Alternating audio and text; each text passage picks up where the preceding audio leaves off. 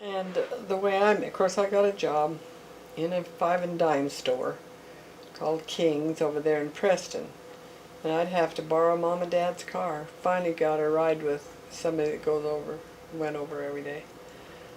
But so I had my job, but I was in a kind of a situation, wasn't I? Here was all these returned missionaries coming home, and the bishop advised me to go to the dances. He had to have a lot of faith in me, didn't he?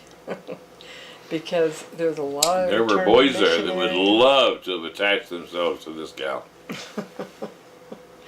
Well, I was slim and little, and it's hard to believe now.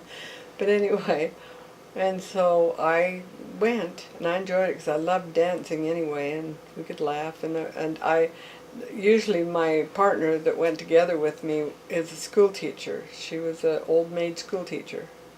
She wasn't that old, but she was, she had taught for a few years. And we enjoyed each other, and we could laugh and, have some time. And so we'd go to the dances and had a good time. But in the meantime, however, what kept me really, really busy so that it really helped a lot was that Elaine and Margaret and I formed this trio. And my mother started that when we were very young, years ago, and we had sung and won a contest in our town of Roberts. But anyway, so we sang and sang almost everything, every place you can think of. Men's clubs. What I say that like, what do you call them? Kiwanis, Kiwanis and Lions some of those. Club. They'd invite us to come and sing. Now that I think of it, that was weird. Anyway, lots of weddings and in church and programs and things. So we really kept busy, and Aunt Lou was our accompanist. We were invited one time to come to the Preston K something radio station, and they would put us on there, but what they wanted us to sing, because it was a Western station, they wanted us to sing Western songs. Aunt Lou says, absolutely not. And I thought, there's some good Western songs we could have sounded pretty good with, but she would not play for us. So we never did that, and it's probably just as well, but anyway.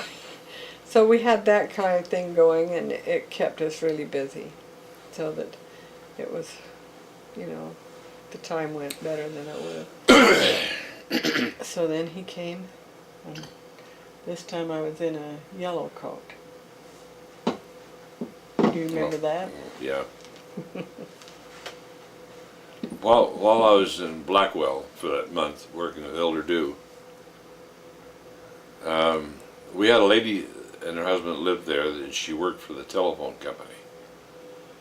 And one time she said to me, how long has it been since you talked to your wife? Oh, 6 months or 8 months or whatever, because we could call on Christmas and Mother's Day.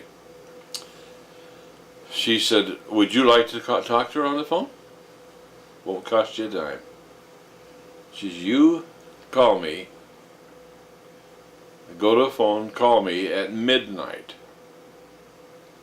and I'll put you through to her, and it won't cost you a penny. So I did. What was the time at my place? Well, it would have been probably an hour before that at your place. 11 o'clock. Yeah. So I called her, and she said, you want to do it again tomorrow? Yeah. So this went on for like 2 weeks. I called her every night. It got to the point within about a week that neither one of us could think of a thing to say. Really? Because we'd said it all. It was really a funny situation. I wasn't going to say, I had a lot of fun going to the dance the other night and met this guy. I mean, really. So we didn't have anything to say that would... I had a picture on my dresser. That picture's in our bedroom right now.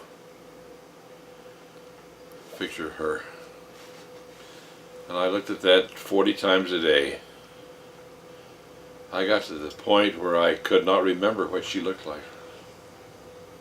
I looked at the picture, but I couldn't believe looking at the picture that it was her. I could not remember the fine details of what she looked like. But what That was was a weird experience. funny is that for Christmas, I think it was, probably the first Christmas, he sent me his picture that he had taken out there. I had one taken at a studio there in Preston. They didn't take colored pictures in those days, but they colored them if you wanted them colored. And I had a green sweater on, so I wanted it the color of my sweater. So I had this green sweater. I sent that out to Daryl. He sent his, and he had on a gray suit and a bow With a little bow tie. with the strings. The striped tie with Green. two strings that drop down. Well, send the picture. Same color. Same color. We hadn't talked about it. Don't you think that's significant? Dear. This was happening at the same time. Yeah, we send it back, mine at Christmas and his for me at Christmas. I think we must have discussed we'd send some pictures, but we didn't say color.